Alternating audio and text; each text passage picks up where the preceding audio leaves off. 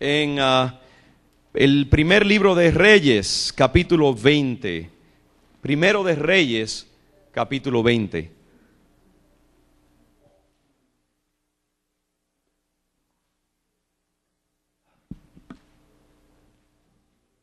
Le voy a pedir a mi hermana Cecilia, ¿dónde está Cecilia? Porque 10 minutos para las 11 me haga una señal SOS allí, porque tenemos nuestra Santa Cena que queremos distribuir en esta mañana y gozarnos también en esa manera. Dios nos ha bendecido de muchas maneras en esta mañana y queremos compartir esos símbolos del cuerpo y la sangre del Señor. Capítulo 20 de Primero de Reyes.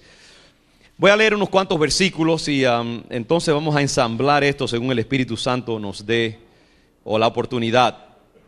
Es una historia conocida de una batalla que se libró entre Israel y Siria. En estos días en que están los libaneses y los israelitas batallando allí, otra vez intercambiando cohetes, vemos que las cosas no han cambiado demasiado 3000 años después. Todavía Israel, la pobre nación de Israel, está peleando por su vida, peleando por su existencia. Y el enemigo no se olvida de esas cosas y siempre tiene su deseo de venganza y su persecución contra el pueblo judío.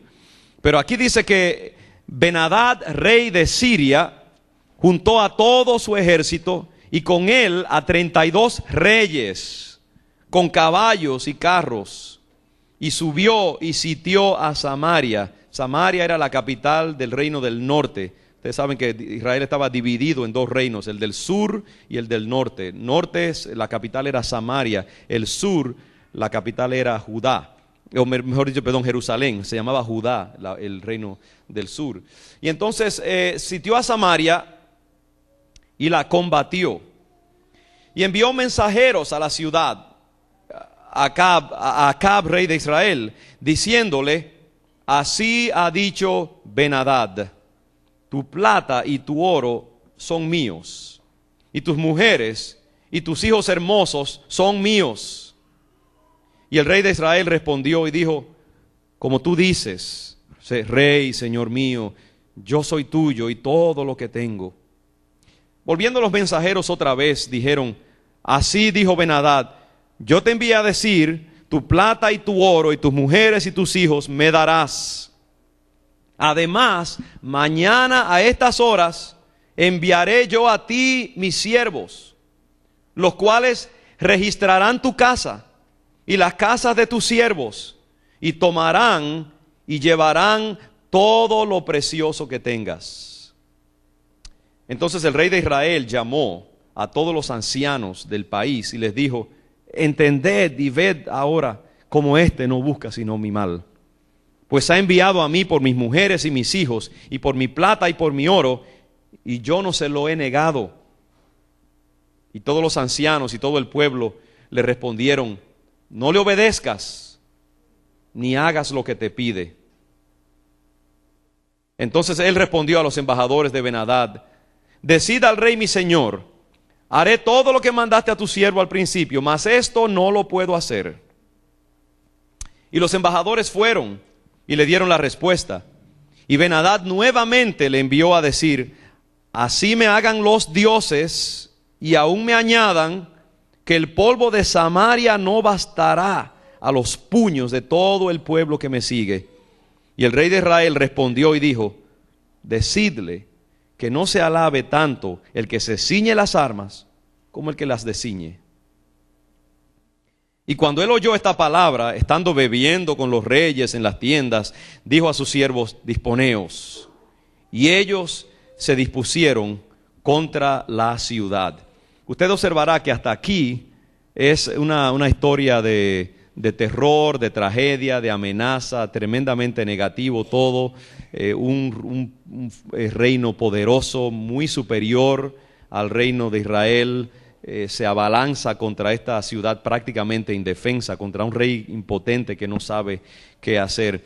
En el versículo 13, sin embargo, cambia el tono del relato, porque entra en acción el poder de Dios. Esta es la diferencia, entra en acción el poder profético. Versículo 13, y he aquí un profeta vino a Acab, rey de Israel, y le dijo, así ha dicho Jehová. ¿Has visto esta gran multitud? He aquí, yo te la entregaré hoy en tu mano, para que conozcas que yo soy Jehová. Y respondió Acab, ¿por mano de quién? Él dijo, por mano, así ha dicho Jehová, por mano de los siervos de los príncipes de las provincias. Y dijo Acab, ¿quién comenzará la batalla? Y él respondió, tú. Entonces él pasó revista a los siervos de los príncipes de las provincias, los cuales fueron 232. Luego pasó revista a todo el pueblo y a todos los hijos de Israel, que fueron 7,000. Y salieron a mediodía, y estaba Ben-Hadad bebiendo y embriagándose en las tiendas, él y los reyes, los 32 reyes que habían venido en su ayuda. Y los siervos de los príncipes de las provincias salieron los primeros. Y Ben-Hadad había enviado quien le dio aviso, diciendo, han salido hombres de Samaria. Él entonces dijo, si han salido por paz, tomadlos vivos. Y si han salido para pelear, tomadlos vivos. Yo no voy a leerlo todo, voy a leer simplemente unos versículos, pocos versículos más. Salieron pues de la ciudad los siervos de los príncipes de las provincias, y en pos de ellos el ejército, y mató cada uno, es decir, del pueblo hebreo que venía, mató cada uno al que venía contra él, y huyeron los sirios, siguiéndoles los de Israel. Y el rey de Siria, Ben-Hadad, se escapó en un caballo con alguna gente de caballería, y salió el rey de Israel e hirió a la gente de a caballo y los carros, y deshizo a los sirios, causándoles gran estrago. Vino luego el profeta al rey de Israel y le dijo, ve, fortalécete y considera y mira lo que hagas, porque pasado un año el rey de Siria vendrá contra ti. Bendiga el Señor su santa palabra. Dirígenos, Señor, al exponer tu mensaje en esta mañana, y cúbrenos, oh Dios, para que hagamos justicia a las promesas que hay contenidas en ella, en el nombre de Jesús. Amén, amén. Esta mañana le pedí al Señor dirección sobre qué compartir con ustedes, habiendo concluido más o menos nuestra serie de sermones sobre la vida por diseño y la vida de éxito, y haciendo un intermedio entre esta serie que estamos concluyendo y otra que comenzaré cuando regrese de mi viaje. Sentí del Señor compartir con ustedes este pasaje. Hace un par de noches, de vez en cuando, y no sé a cuánto les ha pasado esto, pero de vez en cuando tengo un sueño donde siento que hay más que simplemente un sueño cualquiera, un procesamiento de pensamientos subconscientes. Y lo compartía con unos hermanos ayer tarde, en una reunión que tuvimos. Y en el sueño, esencialmente, lo que se me dijo fue, el enemigo está vigilándote, el enemigo tiene sus ojos puestos sobre ti. Y vi en el sueño, era como un cuadro, no recuerdo si era una pintura o una foto grande en una pared. Ese cuadro, los ojos se convirtieron en ojos de una persona viva, y me hacían señales, y evidentemente era una presencia demoníaca de que me estaban vigilando, me están mirando, me están observando. Y no es la primera vez que yo recibo este tipo de amenazas, pero fue bien claro, fue como una amenaza que me lanzaron de que los ojos del enemigo estaban puestos sobre mi persona. Yo no me creo nadie especial en ese sentido, pero no es coincidencia de que fue precisamente un par de días después de nosotros estar frente a la Casa de Estado protestando y dejándole saber al enemigo que la Iglesia de Cristo está clara en su posición con respecto al matrimonio. Y el enemigo es así, él trata de atemorizarnos, ¿te ve? Él viene como león rugiente, dice la Biblia. Pero lo que no sabemos muchas veces es que ya le quitó los dientes y le quitó las garras a través de Cristo Jesús. Él ruge, él ladra, él hace muecas, y uno cree que se va a comer a uno vivo, pero él no tiene poder. Ya el Señor lo neutralizó hace tiempo. Y cuando él trata así de rugir, de atemorizarnos, lo que tenemos que hacer es traer nuestra causa al Señor. No somos nosotros los que resistimos al enemigo. Nosotros no podemos hacer nada por nosotros mismos, sino en el poder de Cristo Jesús. Esa es la parte importante que tenemos que recordar. Pero eso me recordó acerca de que nosotros estamos en perpetua guerra espiritual. El mundo en que nosotros vivimos, hermanos, es un mundo poblado por poderes espirituales. Nosotros nos movemos en el ámbito de la materia, del tiempo y del espacio, y todo lo que vemos y tocamos es material y visible, pero dentro de ese mundo visible hay otro mundo, que es el mundo espiritual, el mundo que donde se manejan muchas de las cosas que suceden en el mundo material. Y por eso el apóstol Pablo, en su famoso pasaje de Efesios capítulo 6, ya terminando su hermosa disertación, dijo: por lo demás, hermanos míos, fortaleceos en el Señor y en el poder de su fuerza, vestidos de toda la armadura de Dios, para que podáis estar firmes contra las acechanzas del diablo. Porque no tenemos lucha contra sangre y carne, sino contra principados, contra potestades, contra los gobernadores de las tinieblas de este siglo, contra huestes espirituales de maldad en las regiones celestiales. Nosotros vivimos siempre en dos mundos, en el mundo material, pero también en el mundo espiritual. Y tenemos que estar conscientes de esto para poder efectivamente contrarrestar las fuerzas del enemigo. Y una de esas fuerzas espirituales, aparte de las angelicales y las divinas, es las fuerzas demoníacas. Esas fuerzas demoníacas tratan de afectar todas las áreas de nuestra vida: nuestros matrimonios, nuestra salud, nuestras finanzas, nuestros hijos, nuestras emociones.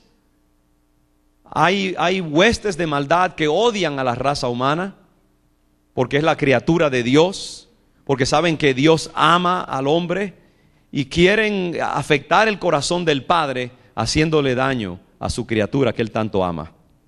Porque Satanás tiene una controversia interminable contra el Dios que lo arrojó de su gloria cuando se rebeló contra Él. Y Satanás jura venganza contra Dios, y no pudiendo afectar a Dios directamente, lo afecta haciendo daño a su creación. Y nosotros estamos en lucha perpetua. Por eso el apóstol Pablo escribe acerca de eso. Así como Israel, lo vemos a través de toda la historia, en perpetua lucha con Satanás, contra los poderes. Y yo no digo que Israel sea una nación perfecta. De hecho, es una nación secular completamente. Digo eso porque yo sé que hay personas que creen que hay cierta injusticia, ¿no?, contra los árabes, y quizás la haya. Los israelitas no son gente, digamos, perfecta, definitivamente. Yo solo sé una cosa, que yo como cristiano creo lo que dice la palabra de Dios, y creo que Dios le dio a Israel una tierra, y le dio unos linderos a esa tierra. Y la entrega de esa tierra a Israel fue irrevocable. ¿Te entiende eso? Cuando Dios da algo, dice que es irrevocable. Sus dones son irrevocables. Dios hizo un pacto con esa tierra, con ese pueblo. Ese pueblo ha pecado, ese pueblo lo ha ofendido, ciertamente. Ese pueblo no ha reconocido a su Mesías como lo que debe ser. Pero Dios le dijo y le dio inclusive los linderos de esa tierra. Y se sabe exactamente cada pulgada cuadrada que le pertenece al pueblo de Israel, porque Dios, el dueño de toda la tierra, le dio a esa nación soberanamente ese pedacito de tierra. El que quiera disputar eso o discutir eso, que lo discuta con Dios. ¿Te entiendes? Yo simplemente creo lo que dice la palabra del Señor, como un creyente que cree lo que dice la Biblia. Ojalá y hubiera otra manera de arreglar el asunto. De hecho, los judíos, el pueblo israelita ha entregado tierra que no debió haber entregado, para ver si se aplacaban los árabes, y todavía sigue la guerra contra Israel. Porque es que el diablo es vengativo, ¿te entiendes? Y cuando el diablo identifica algo que Dios ama y con lo cual Dios tiene propósito, porque Dios no ha terminado su propósito con Israel, Él va a atacar continuamente para destruir, para matar, para robar, porque es lo único que Él sabe hacer. Y por eso Israel ha estado siempre en guerra, por eso lo vemos aquí en guerra, y por eso la iglesia de Jesucristo, que es también una extensión del pueblo judío original, porque somos la iglesia escogida por Dios, también va a estar en guerra contra los poderes del enemigo. En términos geopolíticos, Siria contra Israel, en términos espirituales, las huestes del infierno contra la iglesia de Jesucristo. Pero es todo lo mismo, porque el diablo usa poderes políticos y poderes nacionales y movimientos y fenómenos políticos y culturales para hacer guerra contra el pueblo de Dios. Y al final de todo es simplemente ese espíritu de anticristo que quiere hacer daño a todo lo que Dios ama y todo aquello con lo cual Dios tiene propósitos. Entonces entienda eso. Si usted está en el reino de Dios, si usted es parte de la iglesia de Jesucristo, si usted ha tomado bandera en el nombre de Jesús, su vida va a estar bajo la mira del enemigo, quiéralo usted o no.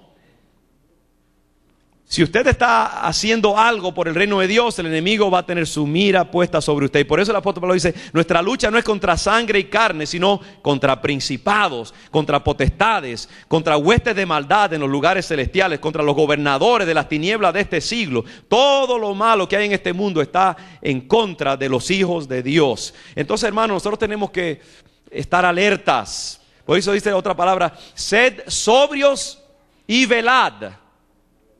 Porque vuestro adversario el diablo, como león rugiente, anda alrededor buscando a quien devorar. No es para que nos pongamos paranoides, entiéndame. No es para que vivamos por ahí, el diablo me está buscando, me va a hacer esto, me va a hacer lo otro. Siempre señalando el diablo, que el diablo esto. Hay personas que viven obsesionadas con el demonio. Y todos se les quemaron los frijoles y el demonio ya no quería que yo disfrutara de mis frijoles. No es así, hermano. No es que vivamos obsesionados, no es que vivamos paranoides, pero que ejerzamos una higiene sana. ¿Usted entiende? Porque, por ejemplo, nosotros no vivimos obsesionados con los gérmenes, lavándonos las manos continuamente para que los gérmenes no nos toquen. Eso se llama obsesión, compulsión. Si usted tiene ese problema, un psiquiatra le puede ayudar. Nosotros no, pero sí, nos bañamos, nos cepillamos los dientes, nos lavamos las manos 3 veces al día, yo espero, por lo menos, para que los gérmenes no nos ataquen, porque sabemos que vivimos en un mundo que está contaminado de gérmenes, pero no vivimos obsesionados con eso, sino que ejercemos una vigilancia adecuada. Entonces eso es lo que el Señor dice, sean sobrios y velen. En otras palabras, nosotros no podemos vivir la vida como la gente que no conoce acerca de las cosas espirituales. Tenemos que ser sobrios. Hay mucha gente que se permite libertades en la vida que no debieran si supieran cómo es que funcionan las huestes demoníacas. El diablo siempre está buscando una entrada en la vida del hombre o de la mujer. ¿Cómo entran los gérmenes al cuerpo humano? Entran a través de una apertura, ¿sí o no? Sea los poros de la piel, sea una herida pequeñita que usted se hace. Una vez que se violó la integridad de la piel que nos protege o las cerraduras que nos protegen y se abre algo, hay la oportunidad para un germen, que es una cosa muy pequeñita, entrar al organismo y hacer daño. Siempre el enemigo va a entrar a través de una apertura que nosotros le abramos. ¿Y cuáles son esas aperturas? Comportamientos, actitudes, prácticas, pensamientos, transacciones que hacemos en nuestra mente y en nuestro corazón y que el enemigo sabe en el momento en que las hicimos y dice, aquí tengo yo mi lugar, aquí tengo yo mi razón legal para hacerle daño y para entrar en la vida de esta persona. Porque el diablo no puede hacer nada en la vida de un ser humano a menos que no tenga derecho legal. Tiene que tener un documento para traérselo delante de Dios y decir, me tiene que dejar tocar a esta persona. Porque aquí tengo el documento. Él es un fiscal, él es un ser judicial que obra de esa manera. Dios no va a permitir que nada pase en tu vida a menos que tú no abandones la cobertura que Él te pone por medio de acciones y gestos y cosas que a veces hacemos cosas tan sutiles. Mire, anoche mismo yo estaba predicando sobre el señorío de Cristo y sobre Cristo como el único, la única salvación, y se me acercó una joven después de la predicación y yo decía que cuando abandonamos en nuestra mente y en nuestro corazón y en nuestro espíritu esa creencia de que Jesús es el fundamento de la realidad, de que toda la creación apunta hacia Jesús y que toda la historia está yendo en dirección exclusiva al final, que es Jesucristo, como dice Efesios, que en el cumplimiento de los tiempos todo se unirá en una sola persona que será Jesucristo. Y Él entonces le entregará al Padre toda autoridad y todo señorío. Y entonces ya el Señor será el Rey sobre toda la creación finalmente.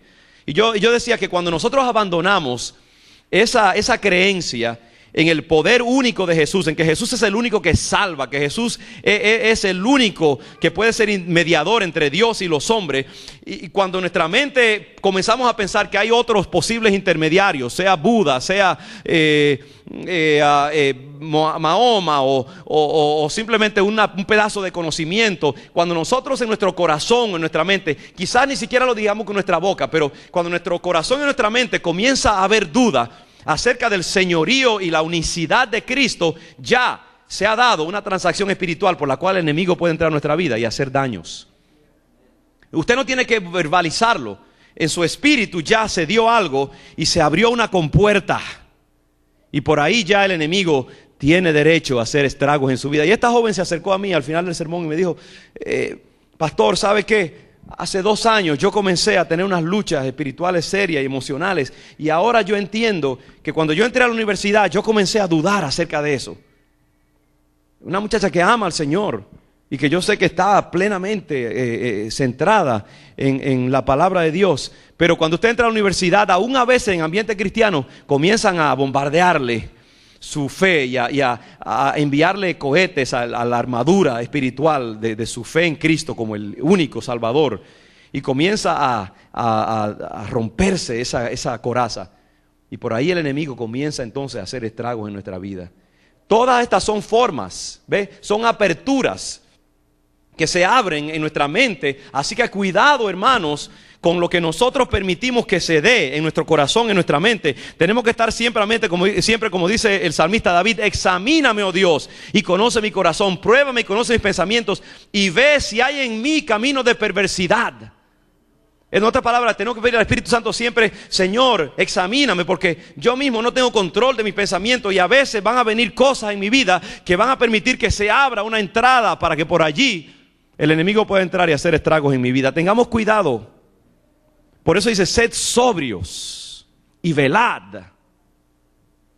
Porque hay muchas maneras en que tú, hijo de Dios, miembro de la raza redimida de Dios, el enemigo va a tratar de encontrar. Por eso también la Biblia dice que no le demos cabida al diablo. Y la expresión en el griego original es, no le des un lugar donde le pueda meter la uña solamente para hacer palanca para entrar a tu vida. No le des ni una pulgada de asidero donde él pueda agarrarse, porque cuando él se agarra de algo, él entonces de ahí quiere saltar a la próxima cosa. Entonces, una de las cosas que nosotros tenemos que aprender es eso. Como Israel contra Siria, que era un poder enemigo que había jurado destruir al pueblo de Dios, nosotros también estamos bregando con luchas espirituales bien serias.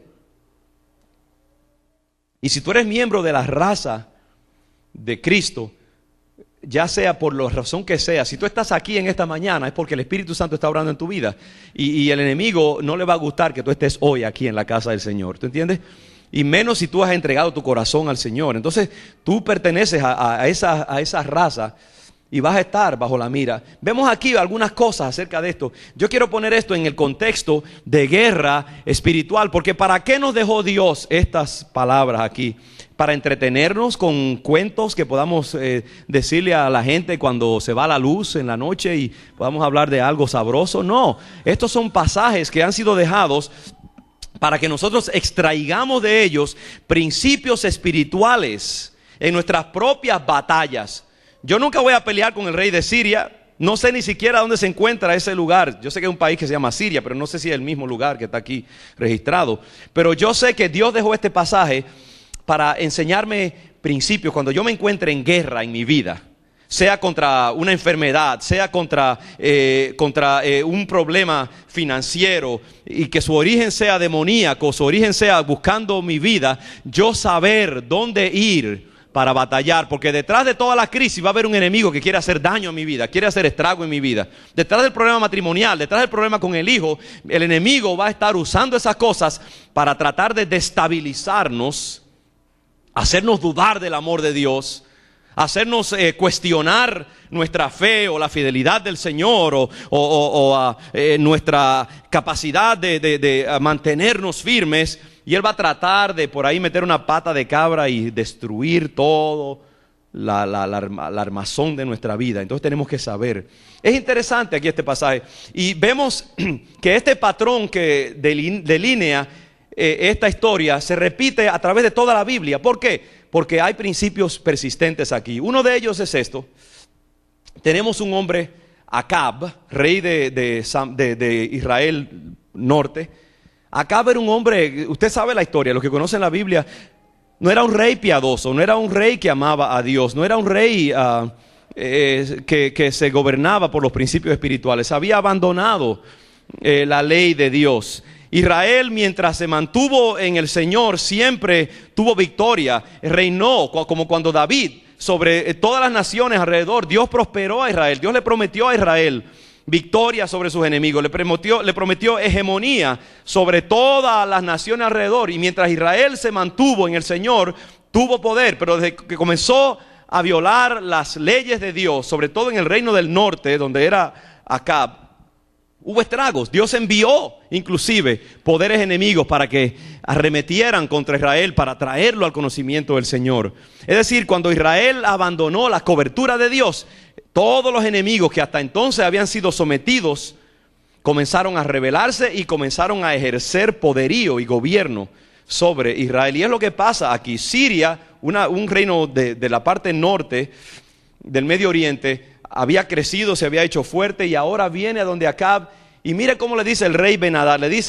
Le manda a un embajador con una declaración puramente formal.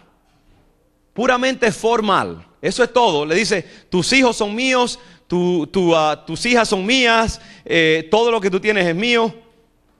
Y mire cómo el rey Acab reacciona. Y dice, bueno, como es algo simplemente así formal y es más fuerte que yo, pues está bien, díganle que sí, que yo acepto su autoridad. Usted ve que la primera vez es algo teórico, es puramente teórico lo que le dice. Él simplemente quiere que Israel reconozca su poder y su autoridad. Y sabe que, hermanos, así mismo hace el diablo en nuestras vidas. El enemigo lo primero que quiere hacer es simplemente que nosotros reconozcamos en nuestro corazón, en nuestra mente, que Él tiene poder sobre nosotros. Que nosotros abandonemos ese principio de que mi vida pertenece al Señor, mi cuerpo pertenece al Señor, mi mente es del Señor y yo no voy a ceder, como dice el apóstol Pablo, mis miembros para obedecer al enemigo, para cederlos al pecado. Yo no voy a permitir que el diablo controle mi vida, que el diablo ejerza autoridad sobre mi vida. Y el diablo va a comenzar así muchas veces con algo que parece inofensivo en su vida. Va a comenzar por algo pequeñito. Va a comenzar por un pensamiento, va a comenzar por una declaración. Él va a tratar de hacer un trato contigo que va a parecer inofensivo y que no va a parecer que tiene mayores consecuencias, porque él lo que quiere es simplemente coger ese lugar, ese pedacito de terreno, que tú lo reconozcas legalmente, judicialmente, como que él sí tiene autoridad en tu vida. Y Él te va a ofrecer algún tipo de transacción pequeña que no parezca muy grande, pero que tiene unas consecuencias legales. Establece en lo que en la ley se llama un precedente. Y entonces ya, una vez que Él tiene el precedente legal, entonces Él puede entrar y romper con todo lo que hay. ¿Qué es lo que está pasando con esto del matrimonio homosexual? A mí me escriben a cada rato diciéndome, ¿por qué usted está tan en contra de esto? ¿Por qué usted está tan resistente a que un grupito de personas se case y encuentre la felicidad?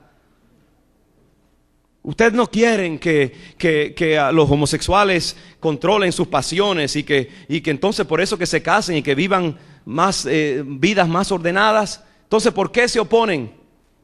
Y yo siempre les digo lo mismo, les digo que no es tanto esas poquitas parejas que se van a casar, es el precedente legal, judicial, moral que se establece, que de ahí se salta a otras cosas mayores y mayores y mayores.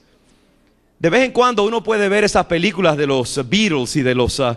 hace poco fuimos aquí hermana Cecilia, va a tener que esperarse unos 10 minutos más, me va a tener que dar porque yo lo siento, cuando uno se... usted me da un ratito más, hermano, porque estas son cosas importantes, ¿ok? Las que estamos hablando. Necesitamos, usted se va allí, ve una película 3 horas, pero déle al Señor aunque sea 40 minutos. El caso es que ese es el problema cuando uno se encumbra en la predicación.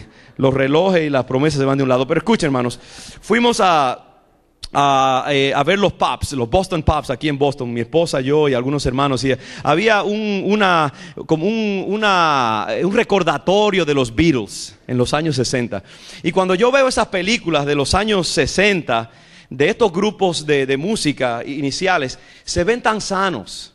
Esos muchachitos ahí con su colita y con sus canciones acerca del amor y de la paz y todo eso. Y yo los comparo con lo que hoy en día vemos en la juventud y con los estragos que se han hecho en la sociedad en apenas 40 años. Cómo se ha ido desmoronando la sociedad, la moral de la sociedad. Cómo hay tanta destrucción en la vida juvenil en este tiempo. Pero todo comenzó con unas pequeñas protestas. Es más, comenzó con Elvis Presley y con todos esos grupos que comenzaron una nueva. Y mire, hermano, yo amo la música, yo amo todos los tipos de música, pero hay que tener cuidado. Porque cuando uno le da asidero al enemigo, cuando comienza el espíritu de la rebeldía, el cuestionamiento de la verdad de Dios, el cuestionamiento de la autoridad de una manera así rebelde, usted no ve que así es que el diablo es un rebelde. Donde quiera que usted ve la rebeldía, ahí está el mal. Y entonces hoy en día el enemigo ha hecho estragos. Comenzó así poquito a poquito, ya entramos en la adoración de Satanás y en la destrucción a través de hoy en día usted ve Sex and the City y todas estas otras películas y todas estas cosas que destruyen la moralidad. Todo comenzó con una aparente celebración del amor libre y de todas estas cosas. Dios, así es que el enemigo comienza. Entonces comienza con algo inofensivo y le dice a Ben-Hadad: tus hijos son míos, tu esposa son mías. Y él dice: está bien, porque este es un hombre que no tiene entendimiento espiritual. Él no sabe lo que viene y él cree, bueno, si yo le digo así, se va a estar tranquilo. Mucha gente cree que si nosotros le decimos a los homosexuales: está bien, sigan haciendo su vida, no se preocupen, siempre y cuando nos dejen a nosotros tranquilos. Mire, un día van a venir y se van a querer instalar en nuestras casas, en nuestras iglesias, en nuestras escuelas, como ya lo están haciendo, en el corazón de nuestros hijos, como ya lo están haciendo. Porque el enemigo comienza: dame un pedacito nada más, reconoce mi poder y yo te voy a dejar tranquilo. Y después, cuando usted reconoce su poder, entonces viene con más fuerza y más saña. Tenga cuidado con las aperturas que usted le permite al enemigo en su vida. Sed sobrios y velad, dice la palabra del Señor. Entendamos las leyes de la guerra espiritual. ¿Y qué pasa? Cuando él hace su admisión, al ratito vuelve otra vez el mismo embajador, le dice: bueno, ya como tú reconociste que son míos, ahora yo quiero que tú, en efecto, me los entregues. Tú dijiste que son míos, así que yo quiero que mañana tú me los tengas todos listos, porque yo los quiero para mí. Yo quiero disfrutar de tu dinero, quiero disfrutar de tus mujeres, quiero disfrutar de tus hijos. Ahí se le apretó el pecho al pobre Acab. Y tú sabes lo que pasa, hermano, cuando uno no tiene conocimiento de la palabra de Dios, cuando vienen las crisis a la vida, uno no sabe qué hacer, como Acab.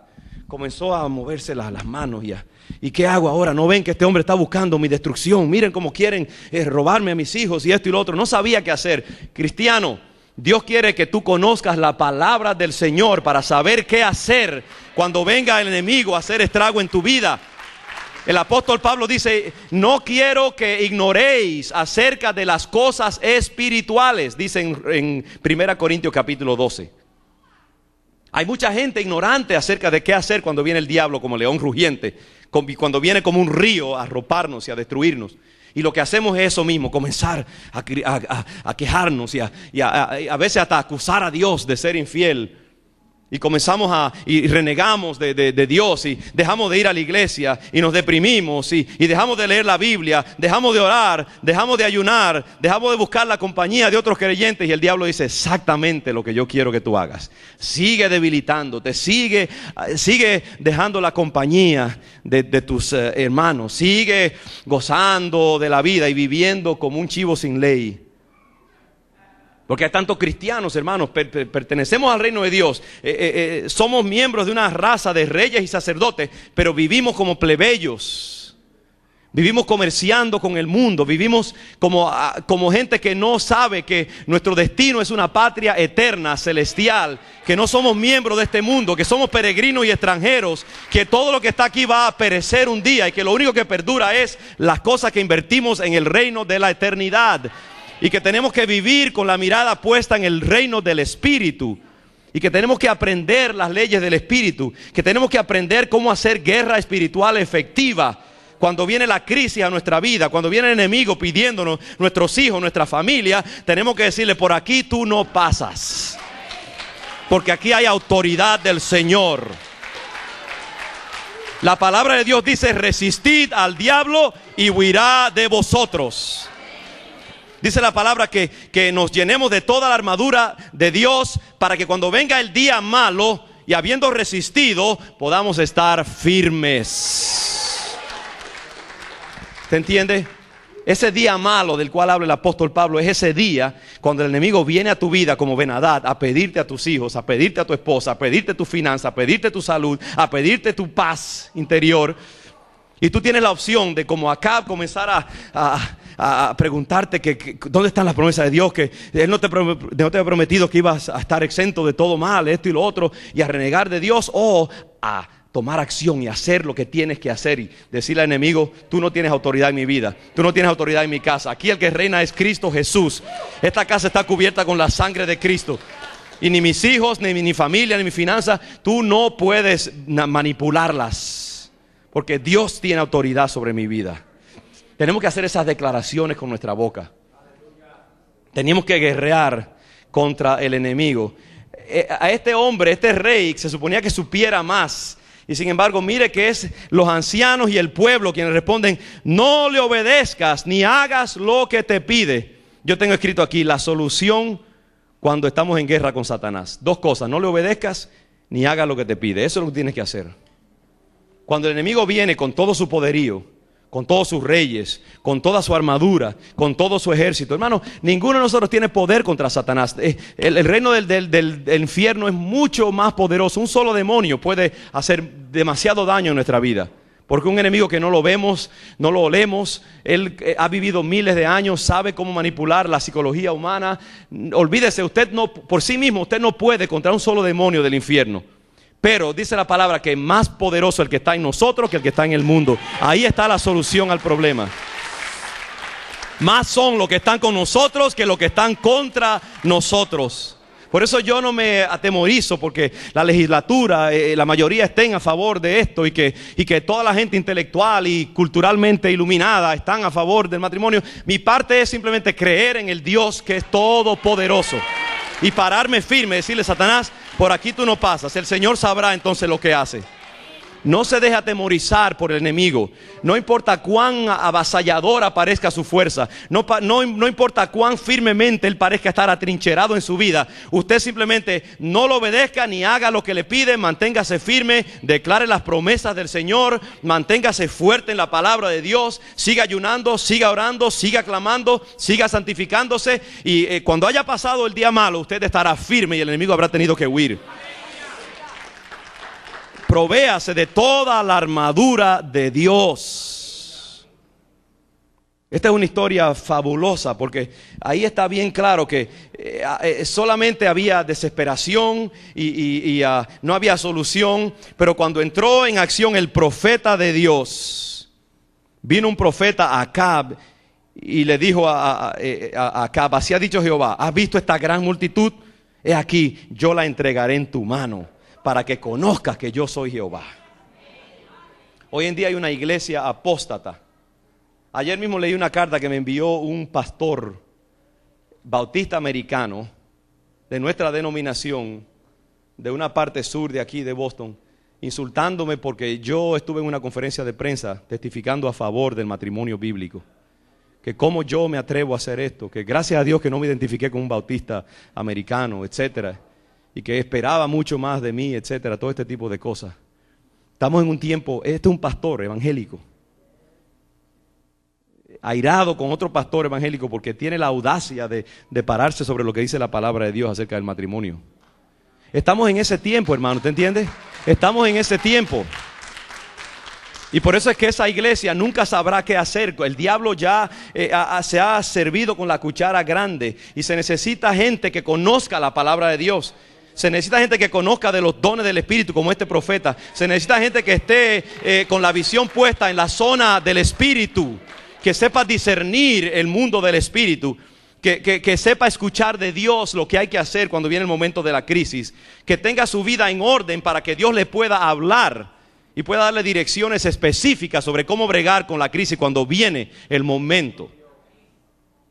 Y que pueda poner la mirada en esas huestes celestiales que están a favor nuestro, esperando allí que nosotros demos la orden para entrar en acción y defendernos y sacarnos de la crisis.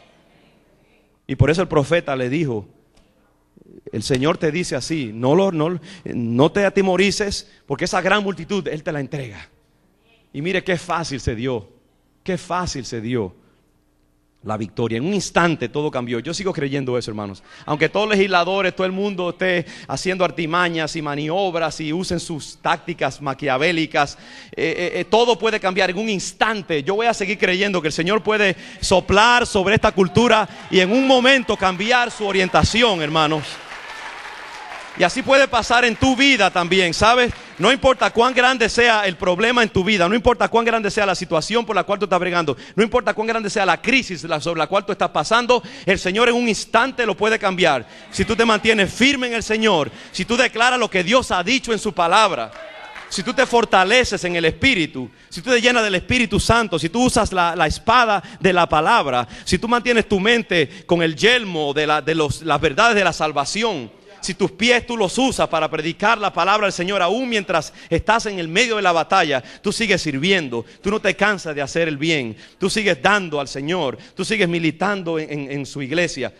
Si tú te vistes con la coraza de la justicia y tratas a los demás como deben ser tratados y ejerces el carácter de Cristo en tu vida y sirves a los demás, si tú usas el escudo de la fe, que aunque el diablo te grita, maldice a Dios y muere, tú dices, no, yo aunque me muera, lo bendeciré. Y yo lo veré con mis ojos. Y yo sé que Él no me fallará. Yo sé que Él será fiel a lo que Él ha prometido. Aunque me tome 10, 20 años, yo seguiré esperando en el Señor. Y usted mantiene su fe erguida. Esa es la coraza del Espíritu. ¿Sabe qué? Un día Dios le dice a Satanás, suficiente ya. Deja a mi siervo, deja a mi sierva. Y como en el día de Job, vendrán tiempos de refrescamiento, dice el Señor a tu vida. Vendrán tiempos de descanso, vendrán tiempos de restauración, vendrán tiempos de sentarte y comer del bien de la tierra. Vendrán tiempos de tú lavarte con agua fresca y tus heridas refrescarlas con aceite y con la unción de Dios y tomar el vino del Señor y volver a estar fuerte. Y estarás más fuerte que antes de comenzar la batalla, porque sabrás que tu Dios es fiel. Y que Él permite muchas veces las crisis en tu vida para mostrarte que Él es fiel. Y que Él no es hombre para que mienta, ni hijo de hombre para que se arrepienta. Lo que Él ha dicho en su palabra se ha de cumplir en tu vida. Y Él ha dicho, yo sé los pensamientos. Yo sé los pensamientos que tengo para vosotros. Pensamientos de bien y no de mal. Para darles el fin que ustedes esperan. Esa es mi fe, esa es mi confianza. ¿Cuántos creen en un Dios fiel? No importa cuántos ruja a los sirios, nuestro Dios es más poderoso que los sirios. No importa cuán grande sea cualquier crisis en nuestra vida, nuestro Dios es más poderoso que el odio del enemigo. Aunque venga el enemigo como río, el Señor pondrá vallado, pondrá pared entre Él y nosotros. El fuego no arderá en nosotros, ni los ríos nos anegarán con sus aguas.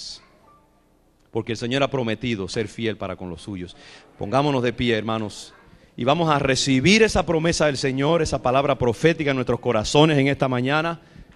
Tengo un Dios fiel, yo tengo un Dios que no se atemoriza por el rugido del enemigo. Él está en su trono y nosotros no podemos inmutarnos por el rugido tampoco, por su gran ejército, por sus ataques en nuestra contra. Si tú estás pasando por una lucha en tu vida, si estás en guerra, si hay alguna enfermedad, si hay alguna crisis en tu vida, sabe que el Señor dice, yo no te dejaré ni te desampararé. Aunque andes en valle de sombra de muerte, no temerás mal alguno, porque yo estaré contigo. Mi vara y mi callado te infundirán aliento. Caerán a tu lado 1000 y 10.000 a tu diestra, mas a ti no llegará, dice el Señor. Vendrá la lucha, es cierto, vendrán los problemas, pero el Señor dice, de todos yo te sacaré con bien. En el nombre del Señor, no abandones la batalla. No dejes caer la espada de tu puño. No dejes caer la armadura de Dios de tu vida, sino mantente firme en lo que Dios ha prometido. Párate firme en las promesas del Señor y confía que fiel es el que ha prometido. El Señor no dejará que sean avergonzados cuantos en Él confían. Esa es mi confianza, esa es mi confesión cada día. Mientras yo batallo y el enemigo lanza sus rugidos y me dice, te estoy velando, como dicen los puertorriqueños. Pero digo, hay uno que me está velando allá arriba, más alto que tú, que es el Señor. Seguimos fieles adelante. Aleluya, gloria al Señor, gloria al Señor. Te alabamos, Señor, te bendecimos en esta mañana.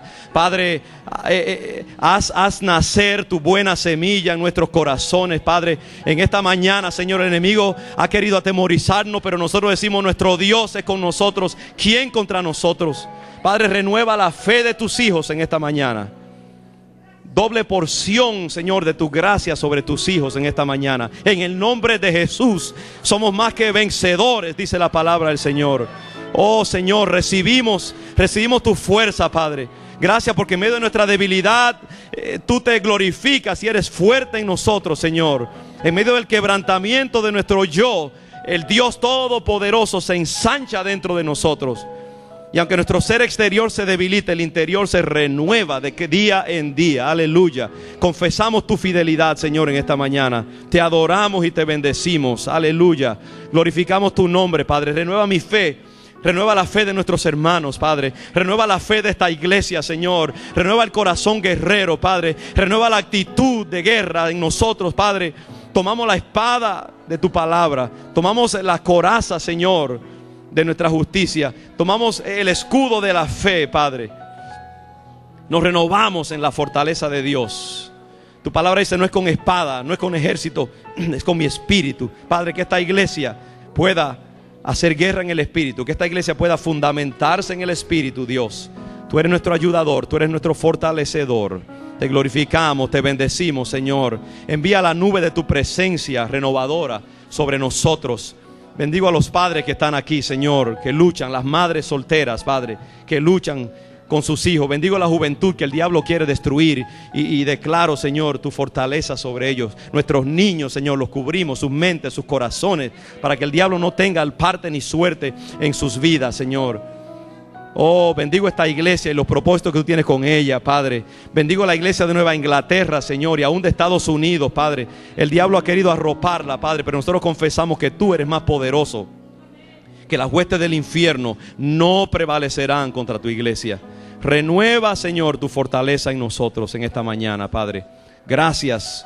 Gracias por tu bendición, Espíritu Santo. Te amamos, Señor, y amamos tu presencia, Padre. Gloria al nombre de Jesús. Aleluya. Gracias, Padre. Gracias, Señor. Tome asiento, mi hermano, y en ese espíritu